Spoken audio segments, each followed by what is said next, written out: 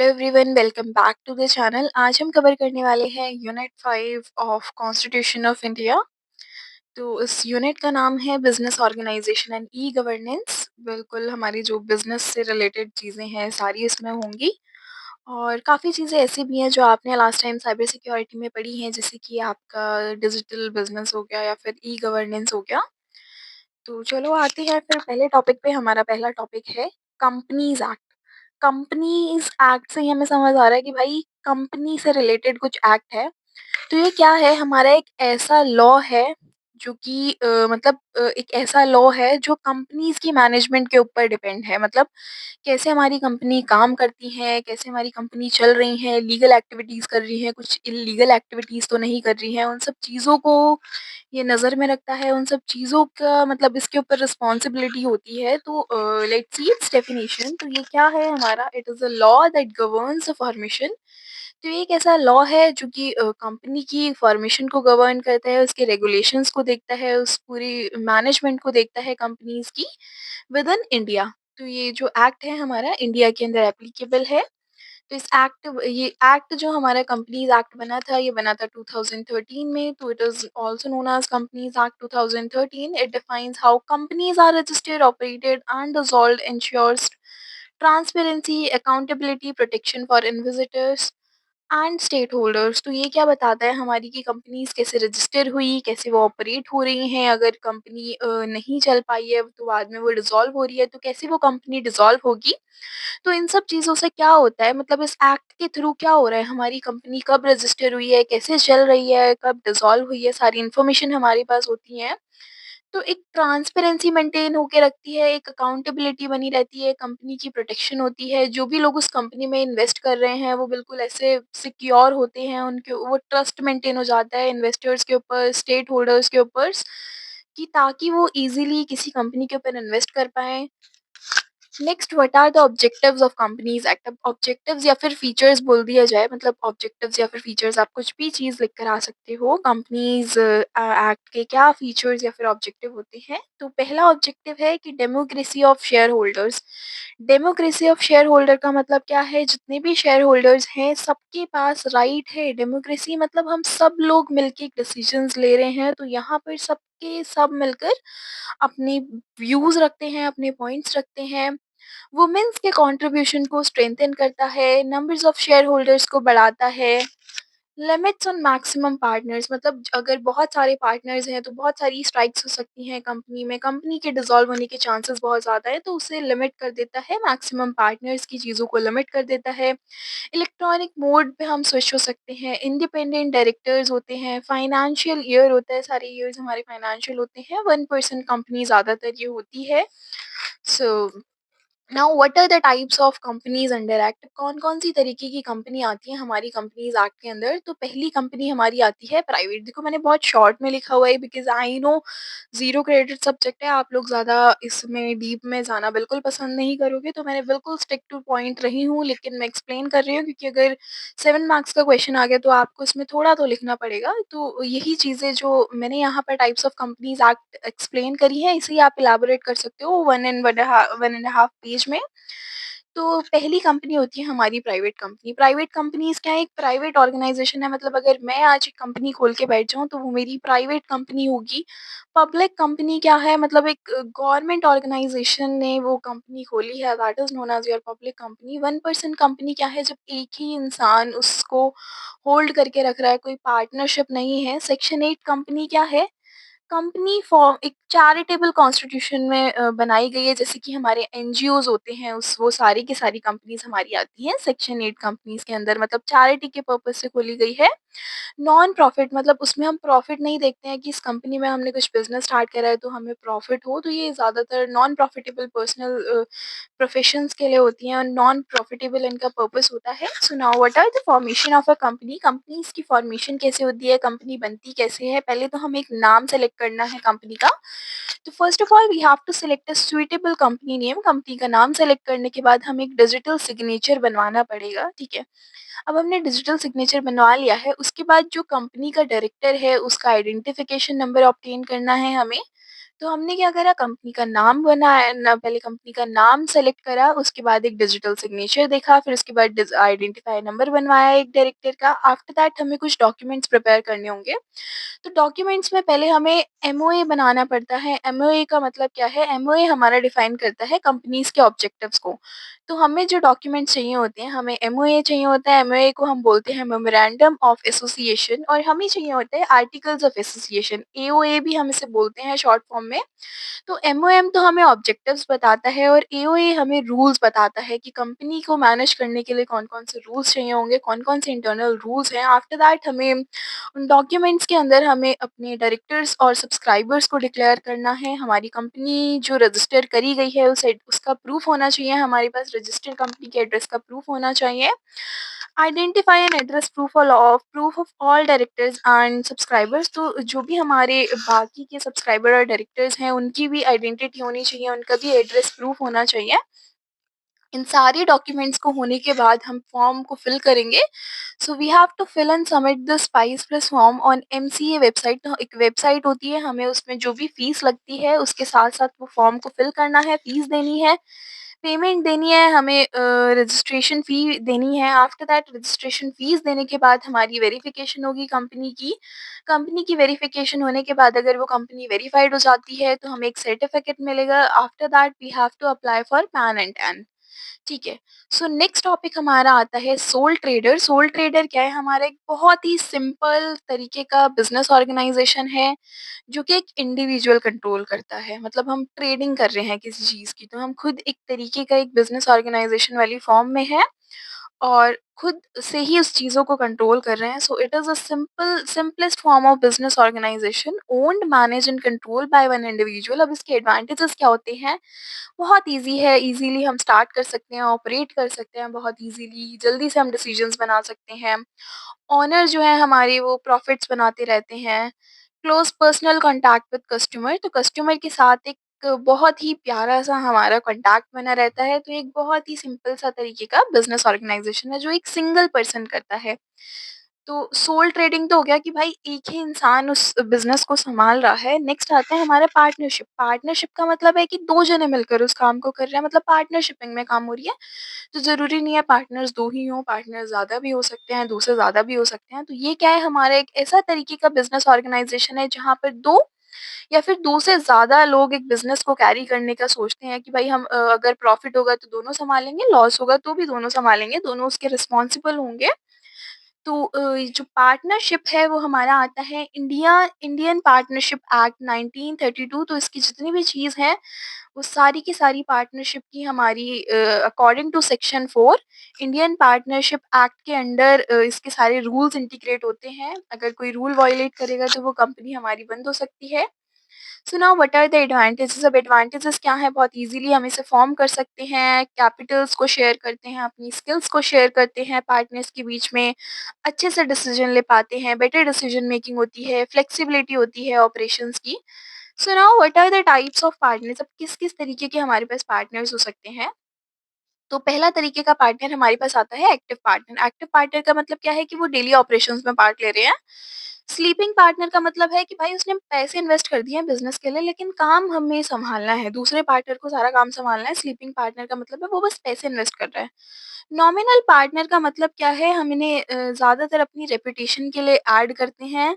बस इनका जो होता है मतलब नाम होता है, इनका कोई कैपिटल नहीं होता कंपनी में, बस इनका नाम यूज़ करके कंपनी चला रहे हैं। इनका ना ही कोई मतलब ज़्यादा इसमें प्रॉफ़िट होता है, ना ही कंपनी में ज़्यादा एज़ सच रोल होता है। So now partner by estoppel. तो पार्टनर बाय एस्टेपल का मतलब क्या है? लायबल रहेगा अगर कोई और इंसान उसे पार्टनर मानता है। मतलब एक थर्ड पार्टी यहाँ पर आ गई है कि मतलब वो एक थर्ड यूज़र है जो बहुत ज़्यादा हमारी कंपनी से जुड़ा हुआ है, लेकिन बाकी के लोग भी उसे पार्टनरशिप में हम ऐड करते हैं कि ये भी इसी कंपनी का पार्टनर है। So it is known as partner by estoppel. उसके बाद आता है हमारा माइनर पार्टनर्स। माइनर पार्टनर्स का मतलब क्या है? कि प्रॉफ़िट होगा तो वो शेयर करेंगे, लेकिन लॉस होगा तो लॉस में वो रिस्पॉन्सिबल नहीं है। So the next topic is prospectus. अब प्रोस्पेक्टस क्या होता है? हमारा एक ऐसा लीगल डॉक्यूमेंट होता है जो कि पब्लिक कंपनीज़ हैं वो उन्हें निकालती हैं। ताकि लोग जो हैं उनके शेयर्स को खरीदें, ताकि उनकी कंपनीज़ में शेयर होल्डर्स बने, उनकी कंपनी के शेयर होल्डर बने। तो ये क्या है, हमारा एक ऐसा लीगल डॉक्यूमेंट है। So it is a legal document issued by public company investing the public to subscribe for its shares, ताकि जो लोग हैं उसके शेयर्स में पार्ट लें, उसके कंपनीज़ में पार्ट लें, उसकी कंपनी का शेयर होल्डर बने। एक लीगल डॉक्यूमेंट होता है, उसे हम बोलते हैं prospectus. It provides detail information about the companies business. तो ये क्या करता है, हमें एक डिटेल्ड इन्फॉर्मेशन देता है कंपनीज़ के बिज़नेस के बारे में, उसकी फाइनेंशियल पोजीशन क्या है, पर्पस क्या है फंड रेज़ करने का। सो now what is the purpose of prospectus? अब इस लीगल डॉक्यूमेंट को निकालने का पर्पस क्या होता है? ताकि हम पब्लिक को इनवाइट कर सकें कंपनी में इन्वेस्ट करने के लिए, ट्रांसपेरेंसी मेंटेन रहे कंपनीज़ के अफेयर में, इन्वेस्टर्स को हेल्प रहे डिसीजन अच्छे से वो ले पाएँ। To ensure legal compliment and prevent fraud, ताकि हम लीगली सारे काम को कर सकें और फ्रॉड को प्रिवेंट कर सकें। So now what is the content of prospectus? अब कंटेंट क्या क्या होता है हमारे प्रोस्पेक्टस में, उस लीगल डॉक्यूमेंट में क्या क्या कंटेंट होता है? नाम होता है, एड्रेस होता है कंपनी और कंपनी के डायरेक्टर का, ऑब्जेक्ट्स क्या हैं इसे इश्यू करने के, मतलब अगर हम कोई प्रोस्पेक्टस निकाल रहे हैं तो हम क्यों पब्लिक को बोलें कि हमारी कंपनी में आप शेयर होल्डर बनो। सारी डिटेल्स हमें मिलती हैं, और नंबर ऑफ शेयर्स क्या हैं, शेयर्स की कैपिटल क्या है, फाइनेंशियल इन्फॉर्मेशन मिलती है हमें कि कितने प्रॉफिट के चांसेस हैं, लॉस क्या है, डिविडेंड क्या है, कितना प्रॉफिट कितना loss. Auditors reports on statement of asset and liabilities, तो हमें ऑडिटर्स की रिपोर्ट मिलती है, स्टेटमेंट मिलती है, रिस्क के फैक्टर्स मिलते हैं कि कितने परसेंट ऑफ रिस्क है अगर हम इन्वेस्ट करें। So now the next topic is Memorandum of Association MOA और Articles of Association AOA। ये अलग अलग से भी पूछ लिए जाते हैं कि MOA एक्सप्लेन करो या फिर AOA एक्सप्लेन करो, या फिर इनका एक डिफरेंशिएट आ जाता है। तो मैंने एक डिफरेंशिएशन में एक्सप्लेन कर दिया है आप लोगों को। अगर अलग अलग से आए तो यही सेम पॉइंट्स आपको उसके अंदर लिख कर आने हैं। तो एमओए क्या है, हमारा एक ऐसी चीज़ है जो कंपनीज़ के ऑब्जेक्टिव और स्कोप को बताता है। लेकिन अगर बात करी जाए एओए की, तो ये हमारी रूल्स और रेगुलेशंस को बताता है कंपनीज़ की, कि कंपनीज़ के इंटरनल रूल्स एंड रेगुलेशन क्या होंगे। तो एमओएम क्या करता है, it specifies the external limitations in companies relationship with outsiders. तो ये क्या करता है, हमारी एक्सटर्नल लिमिटेशंस मतलब कंपनी के जो रिलेशनशिप है बाहर के वालों के साथ कैसे रिलेशनशिप है, उन सबको हमें बताता है। ये क्या करता है, हमारा एओए हमारी इंटरनल अफेयर्स को मैनेज करता है। तो ये क्या कर रहा है, हमारे एमओए जो है हमारा एक्सटर्नल अफेयर्स को मैनेज कर रहा है, व्हाइल एओए जो है हमारे इंटरनल अफेयर्स को गवर्न कर रहा है, कंपनीज इंटरनल अफेयर्स को मैनेज कर रहा है। तो मेमोरेंडम ऑफ एसोसिएशन जो है वो हमारा डिफाइन करता है बाउंड्रीज जो है कंपनीज के ऑपरेशन की। So it defines the boundaries of the companies operation, while AOA क्या करता है, हमारी गाइडलाइन प्रोवाइड करता है within the boundaries of the day to day management. तो ये हमें उस बाउंड्री के अंदर एक गाइडलाइन प्रोवाइड करता है, डे टू डे मैनेजमेंट हमें बताता है। तो अगर हमें एमओएम को चेंज करना है तो that will be very difficult, क्योंकि वो एक एक्सटर्नल चीज है। लेकिन अगर एओए को हमें ऑल्टर करना है तो that will be very easy to alter. तो it is compulsory for every every company. तो मेमोरेंडम जो होता है वो हर कंपनी के लिए बहुत ज़्यादा कंपल्सरी होता है। लेकिन अगर बात करी जाए एओए की, तो ये हमारा ऑप्शनल होता है पब्लिक कंपनीज के लिए। Regulate the relationship between the companies and outsider, तो ये हमारा क्या देखता है, रिलेशनशिप को देख रहा है कंपनी और आउटसाइडर्स के बीच में। लेकिन यहाँ पर हमारा ये रेगुलेट करता है रिलेशनशिप बिटवीन कंपनीज और कंपनीज के मेंबर, मतलब एओए हमारा, मैंने अभी आपको बताया था, इंटरनल अफेयर्स में ध्यान देता है। तो ये किस चीज़ के रिलेशनशिप को देखेगा, कंपनी और उसके मेंबर्स के बीच में। लेकिन अगर हम बात करें एमओएम की, तो वो कंपनीज और उसके आउटसाइडर्स के बीच के रिलेशनशिप को मैनेज करेगा। सो तो यहाँ पर अगर कोई एक्ट है तो हम उसे रेटिफाइड नहीं कर सकते। लेकिन एओई की बात करी जाए तो that can be ratified by shareholders. It contain sign close, तो यहाँ पर हमारे पास एक साइन क्लोज होता है जिसके अंदर नाम होता है, रजिस्टर्ड ऑफिस होता है, ऑब्जेक्ट होते हैं, लायबिलिटी और कैपिटल एसोसिएशन क्लॉजेस होते हैं। लेकिन यहाँ पर क्या होता है एओए में, it contain rules about meetings. अगर कोई मीटिंग हो रही है कंपनी में तो उसके रूल्स होंगे, शेयर्स होंगे, डिविडेंड होंगे, डायरेक्टर के बारे में होगा, अकाउंट्स कितने हमने होल्ड करे हैं, उन सब की इन्फॉर्मेशन होगी। सो नेक्स्ट हमारे पास आता है शेयर। तो शेयर क्या है, हमारी एक ऐसी यूनिट है। So it is a unit of ownership in a companies capital. तो ये क्या है, हमारी एक यूनिट ऑफ ओनरशिप है कंपनी के कैपिटल के अंदर। तो फीचर्स क्या आते हैं हमारी शेयर्स के, it represent ownership in the company, मतलब कंपनी के अंदर एक ओनरशिप को रिप्रेजेंट करती है। शेयर होल्डर्स को उनका प्रॉफिट मिलता है एक डिविडेंड की तरह। शेयर्स को हम खरीद भी सकते हैं और आराम से बेच भी सकते हैं, मतलब जब हमारा मन करे हम अपनी मर्जी से खरीद सकते हैं, अपनी मर्जी से बेच सकते हैं। हर एक शेयर की एक फिक्स्ड फेस वैल्यू होती है। जितने भी शेयर होल्डर्स होते हैं जो भी कंपनी में इन्वेस्ट करते हैं उन सबको एक सर्टिफिकेट मिलता है, एक प्रूफ की तरह कि आपने इस कंपनी में शेयर करा था। तो हमारे पास कुछ टाइप्स के शेयर्स होते हैं। तो पहला टाइप ऑफ शेयर हमारे पास आता है इक्विटी शेयर, जिसे हम ऑर्डिनरी शेयर भी बोलते हैं। तो इक्विटी शेयर क्या होता है, हमारी मेन ओनरशिप को रिप्रेजेंट करता है। It holds having voting right. तो यहाँ पर हमारे पास इक्विटी शेयर में क्या है, हमारे पास वोट करने का भी राइट है। डिविडेंड यहाँ पर कोई फिक्स नहीं होता और रिस्क के चांस भी बहुत होते हैं, लेकिन प्रॉफिट के चांसेस भी हायर होते हैं। मतलब हम लंबा चौड़ा रिस्क ले रहे हैं तो हम लंबा चौड़ा प्रॉफिट भी हमें यहाँ पर होगा। नेक्स्ट आता है प्रेफरेंस शेयर। प्रेफरेंस शेयर्स का मतलब क्या है, होल्डर्स गेट फिक्स डिविडेंड। तो यहाँ पर पहले से ही डिसाइड होता है कि आपको फिक्स डिविडेंड मिलेगा। Before equity share holders have preference and repayment during winding up. तो यहाँ पर इनके पास प्रेफरेंस होता है रीपेमेंट करने का। जब कंपनी कोई वाइंडिंग अप हो रही है, वाइंडिंग अप होने का मतलब है कंपनी क्लोज हो रही है, यहाँ पर कोई वोटिंग राइट नहीं होता। इक्विटी शेयर में हमारे पास वोटिंग राइट था, लेकिन प्रेफरेंस शेयर में हमारे पास कोई वोटिंग राइट नहीं होता। So next is director. अब डायरेक्टर क्या होता है, हमारा एक ऐसा पर्सन जो जो कि हम अपॉइंट करते हैं, जो हमारी कंपनी को मैनेज कर रहा है, पूरी कंपनी के कंपनी को कंट्रोल कर रहा है, पूरी कंपनी को मैनेज कर रहा है। उस इंसान को हम बोलते हैं director. So director act collectively as a board of director. तो डायरेक्टर हमारा जो है एक कलेक्टिवली बोर्ड ऑफ डायरेक्टर वाला काम करता है, which is executive body responsible for companies overall governance and policy decisions. तो ये डायरेक्टर क्या है, हमारी कैसी एग्जीक्यूटिव बॉडी है, एक ऐसा इंसान है जो कि पूरी कंपनी के ओवरऑल ओवरऑल गवर्नेंस और जितनी भी पॉलिसीज कंपनी के अंदर बनती हैं उस चीज का रिस्पॉन्सिबल होता है। So now what is the role of the director. Director का रोल क्या होता है, it act as the brain and the management of the company. पूरी कंपनी का ब्रेन और मैनेजमेंट की तरह वो काम करता है। कंपनी के अंदर इंश्योर करता है कि यहाँ पर ट्रांसपेरेंसी बनी है, जो भी कंपनीज में रूल्स एंड रेगुलेशन बने हैं वो फॉलो हो रहे हैं, लॉज फॉलो हो रहे हैं। स्ट्रैटेजीज बनाता है कंपनी को आगे बढ़ाने की, फाइनेंशियल और डिसीजंस लेता है, ऑपरेशनल डिसीजंस लेता है। शेयर होल्डर्स के इंटरेस्ट को बचाता है कि भाई शेयर होल्डर्स का ट्रस्ट मेंटेन रहे, हमारी कंपनीज पे शेयर करती रहें। सो नाउ अगर यहाँ पर ड्यूटीज आती हैं, डायरेक्टर की ड्यूटीज क्या है, या फिर आपको अपना टॉपिक थोड़ा ज़्यादा एक्सप्लेन करना है, तो बस वही सारी अपने हिसाब से जो आप एक लीडर में क्वालिटी देखते हो वही सारी क्वालिटीज आपको डायरेक्टर में लिखनी है। जैसे कि ट्रांसपेरेंसी होनी चाहिए, एम्पैथेटिक होना चाहिए, और क्या नाम है, इंटेलिजेंट होना चाहिए, बहुत ज़्यादा नॉलेज होनी चाहिए। तो अपने हिसाब से काफ़ी सारे पॉइंट्स आप उसमें ऐड ऑन कर सकते हो। So now what are its types of, किस किस तरीके के डायरेक्टर्स हमारे पास होते हैं। पहला डायरेक्टर हमारे पास आता है एग्जीक्यूटिव, जो कि हमारे डेली ऑपरेशंस में पार्ट लेता है। दूसरा आता है नॉन एग्जीक्यूटिव। नॉन एग्जीक्यूटिव का मतलब है कि हमारे डेली ऑपरेशंस में इन्वॉल्व नहीं होता है। After that independent. इंडिपेंडेंट का मतलब क्या है, हमारी ये इंश्योर करता है कि ट्रांसपेरेंसी बनी है कंपनी में। उसके बाद आता है हमारा एडिशनल। एडिशनल का मतलब क्या है, बाकी बोर्ड्स के मेंबर्स ने एक इंसान को अपॉइंट कर दिया है जो कि हमारी मीटिंग्स वगैरह को देख रहा है। So that is known as your additional director.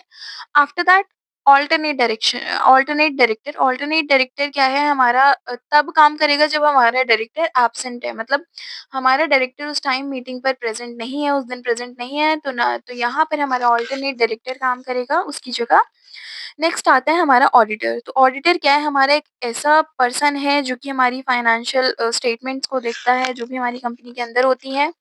So a person appointed to audit the financial statement of the company in accordance with the provision of this act. तो ऑडिटर वही इंसान होता है जो हमारी फाइनेंशियल स्टेटमेंट्स को देखता है। तो पर्पस क्या है हमारा ऑडिटर को रखने का, ताकि हमारी एक्यूरेसी और रिलायबिलिटी बनी रहे, फ्रॉड ना हो, कुछ भी प्रोडक्ट अगर कोई फ्रॉड हो तो तुरंत हम डिटेक्ट कर लें, कंपाइलेंस बनी रहे, ट्रस्ट बना रहे शेयर होल्डर्स के बीच में। फंक्शंस क्या है ऑडिटर्स के, कि वो सारे अकाउंट्स को वेरीफाई करेगा, एक्यूरेसी चेक करेगा, एरर्स और फ्रॉड को चेक करेगा, कंपाइलेंस को चेक करेगा, सारी जितने भी कंपनीज में चीज़ें हो रही हैं उन सब की रिपोर्ट्स लेगा, रेगुलर रिपोर्ट्स की अपडेट्स रखेगा।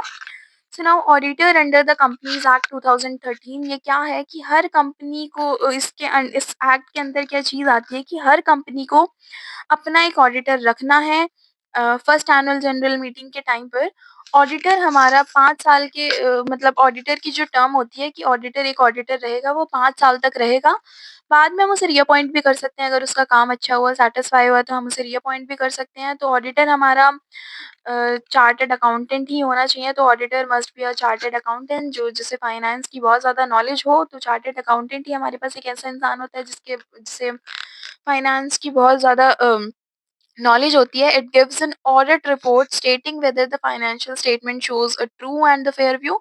तो हमें ऑडिटर जो है वो एक ऑडिट रिपोर्ट प्रोवाइड करेगा ताकि जिससे हमें पता चलेगा कि कोई फ्रॉड तो नहीं हो रहा, हमारी जितनी भी फाइनेंशियल चीज़ें हैं वो बिल्कुल सही हैं, ट्रांसपेरेंसी मेंटेन है हमारी कंपनी में। Next is winding up. Winding up का मतलब क्या है कि कंपनी हमारी बंद हो रही है। So it is a process of closing down the business operation. हम अपने बिजनेस को बंद कर रहे हैं, सेलिंग इट एसेट्स मतलब उसके एसेट्स को बेच रहे हैं, या तो हम इतने ज़्यादा कर्जे में हो गए हैं, अपने डेब्ट्स को हमें पे करना है, for that we are closing that company, या फिर हम उसे डिस्ट्रीब्यूट कर रहे हैं अपनी कंपनी को शेयर होल्डर्स के बीच में। So this this process is known as winding up. तो स्टेजेस क्या होती हैं हमारी वाइंडिंग अप के अंदर? पहला, the decision is taking up to wind up. पहले हम डिसीजन लेते हैं कि भाई हाँ हम अपनी कंपनी को वाइंडिंग अप कर रहे हैं। उसके बाद हम एक लिक्विडेटर को अपॉइंट करते हैं जो इस पूरे प्रोसेस को, कंपनी को वाइंडिंग अप करने के पूरे प्रोसेस को मैनेज करता है। तो लिक्विडेटर क्या करते हैं, हमारी कंपनी के एसेट को सेल करता है। उसके बाद अगर कोई डेप्ट होता है तो वो सारे डेप्ट पे करे जाते हैं। जैसे ही हमारे वो सारे डेब्ट पे हो जाते हैं, अगर उसके बाद उस कंपनी में कुछ चीज़ बचती है, डेब्ट पे होने के बाद कंपनी में अगर कुछ प्रॉफ़िट होता है, तो वो सारी चीज़ें शेयर होल्डर्स के बीच में डिस्ट्रीब्यूट कर दी जाती हैं। कंपनी उसके बाद ऑफ़िशियली डिसॉल्व हो जाती है और उसका नाम जो रजिस्टर्ड कंपनी थी, वहाँ से हटा दिया जाता है। So now grounds for compulsory winding up. It is unable to. तो कब हमारी कंपनी वाइंडिंग अप होने के चांसेस होते हैं कि मतलब अब कंपनी हमारी वाइंडिंग अप हो रही है, मतलब वो अपने कर्जा नहीं चुका पाई है। एक national security, it has acted against national security. तो नेशनल सिक्योरिटी के अगेंस्ट उसने कुछ काम कर दिया है। It has not field financial statements. तो मतलब उसे कोई प्रॉफिट नहीं हो रहा है, अनलॉफुल एक्टिविटीज उसने कुछ कर दी हैं। Tribunal believes it is just an equitable to wind up. मतलब उसकी कंपनी के जो मैनेजर है, उसकी खुद की जिसकी कंपनी है, उसकी ये बिलीफ है कि भाई अब मेरे को ये कंपनी बंद कर देनी चाहिए, उसकी पर्सनल चॉइस है ये कंपनी बंद कर देना। So now general meetings and proceedings. General meetings और प्रोसीडिंग क्या होता है, हमारा एजीएम हम इसे बोलते हैं। ये क्या है, हमारी एक ईयरली मीटिंग है कंपनी शेयर होल्डर्स की। सो जनरल मीटिंग से ही हमें पता चला है कि भाई कंपनी के जो मेंबर्स हैं उनकी एक मीटिंग होगी। So it is held to discuss and approve the companies performance. तो किस लिए हम इसे करते हैं, ताकि हम कंपनी की परफॉर्मेंस को देख पाएँ, उसके अकाउंट्स को चेक कर पाएँ, उसके डिसीजंस को देख पाएँ। तो ये बहुत ही ज़्यादा मीटिंग बहुत ही ज़्यादा मैंडेटरी है under section 96 of the companies act 2006-13। तो कंपनी एक्ट जो है उसके सेक्शन 96 के according this act is very important. तो पहली जो हमारी एनुअल जनरल मीटिंग होती है वो हमारी विद इन द 9 मंथ्स होनी ही चाहिए। मतलब एक फर्स्ट फाइनेंशियल ईयर हुआ हमारे पास, फर्स्ट फाइनेंशियल ईयर ईयर होने के बाद 9 महीने के अंदर-अंदर हमारी पहली मीटिंग हो जानी चाहिए। उसके बाद हमारी सब्सीक्वेंट मीटिंग्स 6 महीने के अंदर-अंदर, हमारे 6 महीने के फाइनेंशियल ईयर्स के अंदर-अंदर हमारी वो मीटिंग्स चलती रहनी चाहिए। 21 दिन पहले हमें एक नोटिस मिलेगा कि अब हमारी मीटिंग हेल्ड होगी, और मतलब सेम सिटी में जहाँ पर हमारी वो कंपनी है, उसी सिटी में वो मीटिंग हेल्ड होती है। उसका प्रॉपर आवर हमें बता दिया जाता है कि किस टाइम पर ये मीटिंग होगी। Ordinary business includes approval of financial statements, declaration of dividend. तो जो बाकी के बिज़नेसेस होते हैं, अगर कोई ऑर्डिनरी बिज़नेस है उसकी हमें जनरल मीटिंग रखनी है, तो उसमें सारी फाइनेंशियल स्टेटमेंट्स के अप्रूवल होने चाहिए, डिक्लेरेटिव डिविडेंड होना चाहिए, अपॉइंटमेंट होनी चाहिए डायरेक्टर्स और ऑडिट की। तो एजीएम ज़रूरी क्यों है? एजीएम क्या, हमारा एनुअल जनरल मीटिंग। तो ये ज़रूरी क्यों है? क्योंकि ये ट्रांसपेरेंसी और अकाउंटेबिलिटी को मेंटेन करके रखती है, शेयर होल्डर्स के राइट्स को बचाती है। So now what are the need for reformed engineering services at union and state level? तो अब इंजीनियर्स की ज़रूरत क्यों पड़ी हमें स्टेट लेवल पर? टेक्नोलॉजी बहुत ज़्यादा एडवांस हो गई है, क्योंकि अब सारी चीज़ें हमारी एआई ने रिप्लेस कर दी हैं, सारी चीज़ें हमारी ऑनलाइन हो चुकी हैं। तो अभी पुरानी टेक्निक्स, ट्रेडिशनल मेथड्स जो हैं वो काम नहीं आते हैं। तो उसके लिए हमें स्मार्ट टेक्निक्स चाहिए, नई-नई टेक्नोलॉजीज़ की ज़रूरत है हमें, जैसे एआई हो गया, आईओटी हो गया, रिन्यूएबल एनर्जी हो गया, स्मार्ट इंफ्रास्ट्रक्चर हमें चाहिए। तो टेक्निकल नॉलेज बेसिकली हमें चाहिए। नेक्स्ट हमारा आता है इंफ्रास्ट्रक्चर डेवलप हो गया है कि इंडिया हमारी रैपिडली अब इंडिया बहुत ज़्यादा बढ़ रही है, अर्बनाइज़्ड हो रही है, उसके प्लान्स और डिज़ाइन बढ़ रहे हैं, तो उसमें प्रोजेक्ट्स बहुत ज़्यादा बढ़ रहे हैं, रोड्स हमें बनानी है, एक अच्छे लेवल के ब्रिजेस हमें बनाने हैं, एफिशिएंट पब्लिक सर्विस डिलीवरी। तो बहुत सारी जो पब्लिक है वो सफ़र कर रही है, डिले, कॉस्ट ओवरकम्स और पुअर क्वालिटीज़ से, सो उन चीज़ों को हम सही करने के लिए हम यूज़ अपॉइंट करते हैं इंजीनियर्स का। कोऑर्डिन ताकि यूनियन और स्टेट लेवल पर कोऑर्डिनेशन रहे। Engineering projects often involve joint responsibilities in can improve coordination. तो इंजीनियरिंग प्रोजेक्ट्स की हेल्प से हम एक कोऑर्डिनेशन को मेंटेन करके रख सकते हैं यूनियन और स्टेट लेवल पर। सस्टेनेबल और ग्रीन डेवलपमेंट रहेगा, क्योंकि इंजीनियर्स एक ऐसे मेथड्स को हमें बता सकते हैं जो कि रिन्यूएबल भी रहें, इको फ्रेंडली रहें और वेस्ट भी मैनेज हो जाए हमारा सारा का सारा। Administrative and structural reform introduce करते हैं हम ई गवर्नेंस को, डिजिटल प्रोजेक्ट्स को, और ताकि हमारी जो पेपर वर्क है वो सब अवॉइड हो पाए, क्योंकि पेपर वर्क में हमारा क्या होता है कि भाई बहुत सारी जो इम्पोर्टेंट डॉक्यूमेंट्स है वो खोने के चांसेस होते हैं, लेकिन ई गवर्नमेंट में अगर हम डिजिटल अपने प्रोजेक्ट्स को रखें तो वो प्रेजेंट करने में भी बहुत ज़्यादा इजी हो जाता है, और रिकॉर्ड्स को मेंटेन करने में भी दैट इज़ वेरी इजी, एक स्ट्रक्चर हमें रिफॉर्म मिल जाता है। Continuous professional developments. Engineering officers should be encouraged for research, innovation, collaboration with industries and institution. तो इंजीनियर्स जो होते हैं या फिर इंजीनियरिंग ऑफिसर्स जो हम अपॉइंट करते हैं, वो बहुत ज़्यादा इनकरेज्ड होते हैं नई नई रिसर्च को लेके, इनोवेशंस को लेके, ताकि हम अपनी इंडस्ट्रीज़ और इंस्टीट्यूशन जो भी हम अपना बिजनेस प्लान कर रहे हैं उसमें एक नया स्पार्क लेके आ सकें। So now what is the role of IT professional in judiciary?